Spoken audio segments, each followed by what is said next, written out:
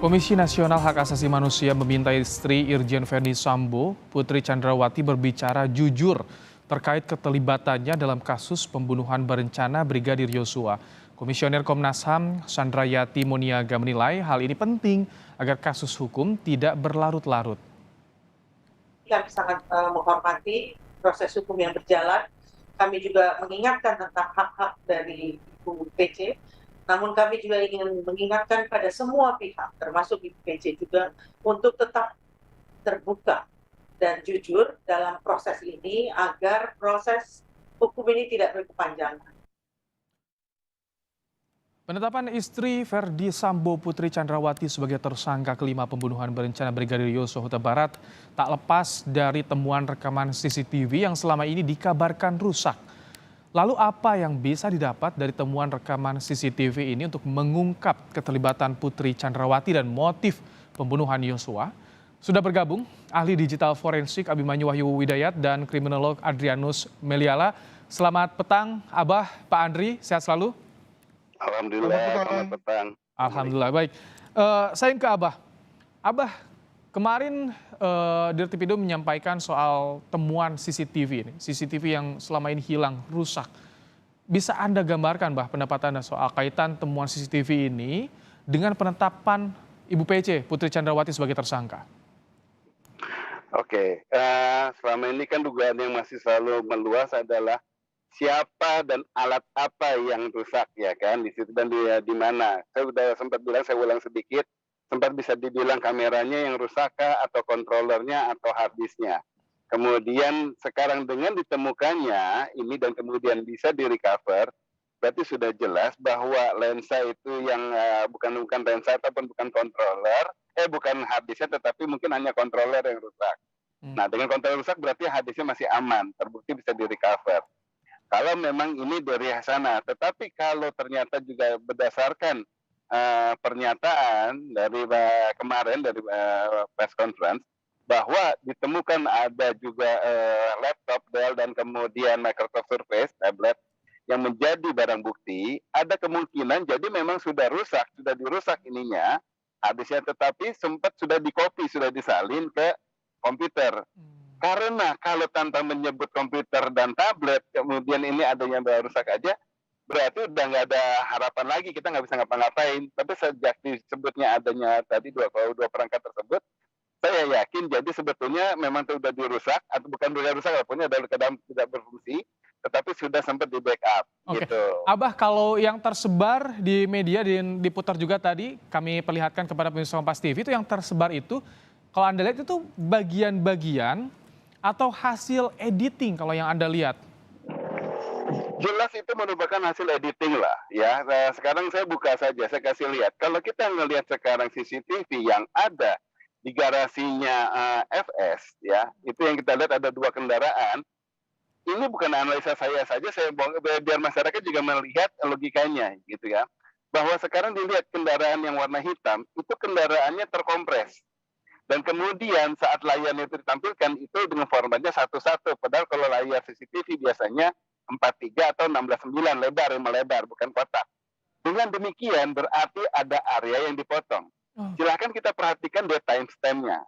Sangat kecil. Yang namanya date timestamp CCTV harusnya sangat jelas bisa terbaca. Tetapi saat ini kecil berarti date timestamp tersebut sudah editan. Dengan demikian saya jelas bahwa yang hasil kamera yang di garasi itu editan. Plus lagi bahwa kita perhatikan saat Ibu PC tersebut sedang keluar dari garasi, itu mau dibilang jam berapapun, kalau nggak salah dibilang 17 sekian ya, 17.10. Iya, 17.10. 17.10 itu keadaan terang, ya, kelihatan di cahaya di luar terang. Ya, itu di sebelah kiri atas kelihatan cahayanya terang. Tetapi kemudian nanti saat yang bersangkutan itu kembali dan kemudian sudah menggunakan jadi berganti baju, ya, itu dibilang waktunya adalah jam 17.23, berarti jam sekitar hampir setengah 6, ya, jam 5.20 lah, 5.23 sore kan. Nah, layar cahayanya sangat gelap, berarti sudah jadi malam.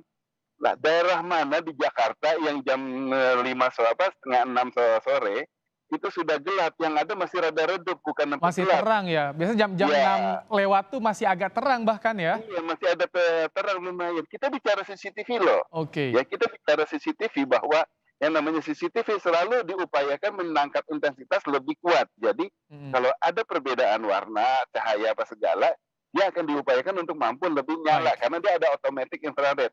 Dengan baik. demikian berarti bahwa menurut saya di situ sebetulnya jamnya itu sudah teredit, ya kan? Kenapa ini perlu diedit kalau kita telusuri lagi? Karena tidak memungkinkan waktu untuk 13 menit yang Mhm. bersangkutan pergi kemudian kembali sudah berganti baju, untuk ngapain gitu lah, hanya pergi untuk ganti baju. Pasti sebetulnya ada suatu durasi yang lebih panjang Baik. yang dilakukan sesuatu gitu loh. Jadi indikator waktunya yang harusnya lama tapi diedit diringkas menjadi hanya 10 menit seperti itu ya, Abah? Iya, seakan Baik, pergi sebentar kemudian baik. pulang gitu loh. Baik, Abah. Ini menarik soal CCTV ini. Saya ingin ke Pak Andri. Pak Andri, kasus pembunuhan berencana diduga dilakukan dengan salah satunya merekayasa CCTV, salah satu bukti penting. Anda melihat ini kasus seperti ini bagaimana, Pak Andri? Apakah bisa lumrah terjadi di zaman saat ini, Pak Andri? Betul sekali, dan mengutip tadi yang dikatakan oleh Pak Dirpidum, ya, Dirtipidum Andirian, bahwa ini kemudian diletakkan atau dianggap sebagai circumstantial evidence atau bukti tidak langsung. Permasalahannya adalah bahwa kelihatannya pula bukti inilah yang kemudian membuat polisi yakin betul untuk menjadikan si Ibu PC ini tersangka. Maka dengan konteks seperti itu, apa memang masih tepat untuk melihat CCTV ini sebagai circumstantial? Kalau bagi saya ini sudah direct, ini sudah primary evidence nih, Oh, suatu bukti yang utama yang kemudian membuat polisi yakin betul untuk mentersangkakan. Nah, tetapi mungkin dalam hal ini karena kalau tadi mengutip pembicaraan dengan Pak Abah bahwa ada kemungkinan evidence ini masih ditempered ya, masih direkayasa, mhm. maka untuk sementara statusnya masih bersifat circumstantial. Tapi begitu kemudian sudah diverifikasi di mana direkayasanya dan kemudian sudah bisa dipahami kekuatan kelebihan bukti ini, maka sudah bisa naik ke arah yang kita sebut sebagai primary evidence atau direct evidence yang bisa membuat yang bersangkutan ditersangkakan. Demikian. Bukti utama ini yang menarik kan, peran dari Ibu Putri ini belum diungkap secara gamblang, Pak Andri. Tapi dengan adanya CCTV yang direkayasa seperti ini, dia terlibat juga dalam kasusnya 340, pembunuhan berencana terlibat. Peran seperti apa, Pak Andri, yang bisa Anda baca dari Ibu Putri ini, Pak Andri? Ya, ada dua ya. Yang pertama kan yang orang juga bertanya adalah soal di mana dia. Nah, maka dengan CCTV ini, maka memperlihatkan dia ada di mananya, gitu ya. Lalu kemudian setelah kita yakin betul bahwa dia ada di tempat di rumah dinas, maka pertanyaan kedua adalah apa yang dikerjakan. Nah, itu yang saya kira bisa dijelaskan melalui keterangan-keterangan dari Barada E dan seterusnya. Nah, dengan begitu maka menjadi tidak bisa lagi dipatahkan alibi yang bersangkutan bahwa yang bersangkutan itu misalnya di rumah pribadi, tidak berada di tempat kejadian. Nah, ketika kemudian sudah dipastikan bahwa yang bersangkutan berada di tempat kejadian, maka tentu kan nggak mungkin yang bersangkutan tidak tahu mengenai terjadinya pembunuhan tersebut. Untuk itulah maka kemudian lalu konteks 340 berencana kemudian tepat untuk diberikan kepadanya. Begitu. Baik, saya ingin menganalisis sebagai dari CCTV lagi ke Abah. Tadi kalau disebutkan sama Pak Adri ada di tempat kejadian. Artinya ada 3 kemungkinan kan, korban, pelaku, atau saksi ini. Kalau Anda lihat dari CCTV, gesturnya Ibu Putri itu bagaimana, Bah? Gini, kalau saya ngomong gestur, berarti kan saya jadi ahli ini, bisa dibilang psikologi ya, orang melihat. Nah, saya kan telematika. Oke, tapi yang Anda baca aja, yang Anda baca seperti apa, Bah? Saya pakai hitungan telematika. Oke. Kita perhatikan kalau ini layar kita bikin slow motion, gerakan dia saat kembali dari Magelang sampai masuk ke pintu yang di bawah CCTV, dengan kita hitung dengan saat gerakan dia waktu kembali dengan pakai baju yang sudah yang malam hari, itu speednya sangat beda. Ya, langkahnya begitu gontai. Oke. Saya nggak ngelihat dari gerakan kaki di situ, tapi cukup hanya tinggal melihat gerakan langkahnya saja gitu loh. Nah, dari speed tersebut bisa dibilang berarti orang bisa beralibi bahwa mungkin sudah lelah gitu ya pergi. Tetapi kalau dengan analogi yang tadinya cuma hanya beberapa detik dibilang kemudian analogi jalannya lelah kan nggak mungkin. Pasti ini ada sesuatu yang dia bikin lemah, dia mungkin bikin dia jadi mungkin dibilang sedih ataupun kayak gimana gitu loh. Ya dari faktor tersebut, saya selalu bermainan dengan speed ya. Permainan ini bisa dilakukan sama siapapun, bagaimana langkahnya dia, itu dengan kita lihat pakai CCTV yang sama, pakai evidence yang sama, dianalisa masing-masing. Saya kasih tambahan sedikit yang kita jangan lihat yang langkahnya di sini, tetapi sekarang tidak pernah adanya pembahasan mengenai kendaraan MPV tersebut yang ditumpangi PC saat dia keluar dari rumahnya sampai dia kembali malam hari. Pertanyaan saya, kan ada CCTV yang lain yang semua menangkap, bisa kendaraannya FS bisa ditangkap, ambulan dan kemudian kendaraan patroli juga bisa ditangkap. Masa kendaraannya PC tidak bisa ditangkap? Kalau ditangkap berarti kan harusnya dibahas. Kenapa ini tidak dibahas gitu loh? Kemana dia jadi keluar dari rumah kan kalau nggak ke kiri ke kanan. Dan setelah ke kiri masuk ke jalan lain, akhirnya kan lewat ke tempat-tempat yang lain yang juga ada CCTV. Semoga itu ada ya di bagian lain yang saat ini sudah diamankan oleh Barreskrim ya, Bah ya? Dari yang sebelumnya itu juga dari kamera-kamera yang kemarin yang sudah kita lihat di bukti di tayangan yang rangkaian ini, harusnya itu ada. Tetapi kenapa itu sempat tidak ada, itu jadi pertanyaan. Baik, saya ingin ke Pak Andri lagi. Pak Andri, jadi ketika seseorang ada dalam sebuah TKP pembunuhan berencana, kalau dia tahu soal prekayasaan tanpa melapor itu bisa terlibat, Pak Andri, atau bagaimana Anda melihat dari status Ibu Putri ini? Ya masalahnya kan begini, kalau suami melakukan dan istri tidak melapor itu saya kira amat dimengerti karena memang ada hubungan di antara mereka ya. Kalaupun misalnya istri melapor tindakan suami malah kemudian lalu polisi malah banyak bercuriganya. Jadi bisa dimengerti kalau kemudian antara suami istri saling menutupi, saling tidak melaporkan apa yang terjadi. Maka untuk itu diperlukan konteks yang orang ketiga. Nah, tetapi kan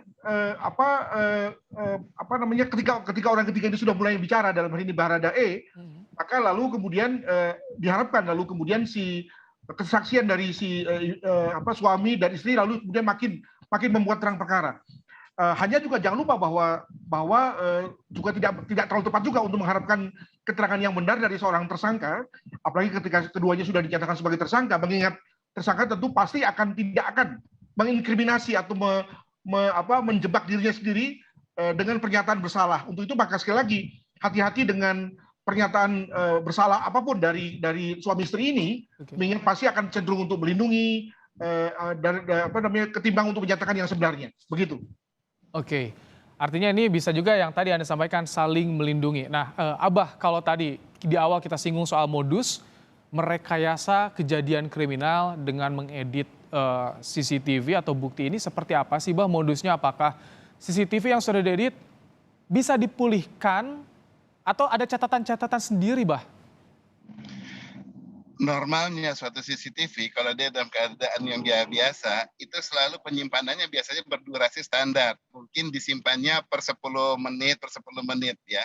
Kemudian yang masing-masing file tersebut itu nanti bisa orang bisa melakukan pembackupan dan kemudian bisa melakukan analisa yang lainnya. Tetapi bisa juga dibikinnya yang panjang, misalnya berdurasi per 1 jam, itu sama, tinggal aturan durasinya. Nah, kalau dari konten-konten tersebut sekarang berupa file, itu nggak lebih dari video biasa. Jadi yang namanya udah jadi file CCTV, kita bisa edit, kita bisa potong, kita bisa lakukan cropping, gitu. Biasanya orang melakukan cropping. Kalau data-datanya bagaimana, Bah? Data-datanya apakah bisa diubah dan dikembalikan lagi ketika nanti oleh penyidik? Biasanya. Loh, kita jadi ngelihatnya gini, bahwa sebetulnya kan kalau hal kayak gini terjadi, mungkin tayangan yang untuk ke media yang diberikan sudah dirangkai ini adalah suatu tayangan yang sudah dipotong. Saya pernah ceritakan ke publik yang mengenai rentang, reka, rangkai, dan runut gitu ya. Di situ arutan. Nah, agar masyarakat mudah mengerti, maka rangkaiannya itu dibikin dipersingkat seperti ini. Tetapi saya yakin pasti penyidik mempunyai yang versi lengkapnya. Karena nggak mungkin ada CCTV yang hanya kemudian tayang sepotong kemudian hilang. Ini CCTV ini waktu dinyalakan di garasi, ini kan dari pagi sampai pagi lagi, berarti 24 jam.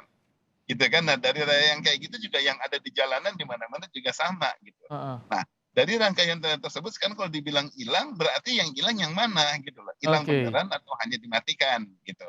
Baik, Pak Andri. Bicara evidence sedikit, masukan bahwa kan ada kamera yang ada di pos satpam gitu loh. Nah, di postmortem inilah sebagai pembongkar, Baik. sebagai yang untuk menguatkan yang rangkaian semuanya. Baik, baik. Saya ingin kembali ke Pak Andri. Pak Andri, jadi kalau misalkan lihat dari CCTV, bukti yang utama nih, bisa jadi bukti utama bagaimana peran Putri Chandrawati kalau yang bisa Anda perkirakan dalam kasus ini? Maksudnya gimana ya? Saya kira seperti yang juga sudah banyak dianalisis oleh banyak pengamat Ikut bahwa skenarionya juga atau bagaimana Pak Andri kalau menurut Anda? lebih pada peran memperkuat sih, ya memperkuat pembunuhan yang dilakukan oleh FS ini. Nah, masalahnya adalah seberapa memperkuat sih? Iya. Apakah si Ibu Putri ini diajak bicara sebelum pembunuhan atau diajak bicara sesudah pembunuhan? Ini menarik nih, ya kan? Dan atau juga kemudian yang juga lalu kita juga tunggu adalah bahwa apakah Ibu PC ini masih sempat misalnya melihat jenazah Verdi Sambo itu kemudian masih dalam kondisi tergeletak dan berdarah misalnya, sehingga kemudian menambah traumanya atau tidak, ya. Oke. Jadi kalau memahami langkah gontai yang tadi dikatakan oleh Pak Abah tadi, apa sebetulnya yang menyebabkan dia gontai itu? Nah, sedikit ya mengomentari apa yang dikatakan oleh Pak Abah bahwa mungkin sekali memang dalam hal ini ada kemungkinan tidak ada CCTV yang menyorot mobil SUV yang dinaikinya, bukan karena mungkin juga karena polisi menyimpannya, tapi juga mungkin karena memang dalam hal ini tidak ada CCTV yang menyorot secara khusus. Apalagi dalam situasi di mana keberadaan CCTV di berbagai rumah itu kan sebetulnya masih belum berada dalam konteks keharusan. Lebih berada pada konteks maunya kita pribadi-pribadi untuk melengkapi rumah kita dari segi CCTV. Maka untuk itu kelihatannya sudah waktunya sebagai satu hikmah dari kasus ini untuk kemudian kepolisian atau Pemda mengharuskan semua rumah apalagi yang berada di kota-kota besar untuk melengkapi rumahnya dengan CCTV dan bahkan juga dengan perangkat-perangkat yang tadi dikatakan oleh Pak Abah ini, misalnya harus dalam dalam perangkat 1 jam direkam, 2 jam direkam dan seterusnya, sehingga kalau misalnya ada apa-apa maka kemudian dapat dijadikan sebagai. Baik, Pak Andri, kalau ini pasal 340 ini bagi Ibu Putri seberapa sulit nanti untuk membuktikannya di pengadilan kalau menurut Anda, Pak Andri? 340 ini sebetulnya kalau kami para kriminal itu bicaranya begini, ada waktu untuk mikir, ada waktu untuk pause atau jeda tentang apa yang akan dilakukan.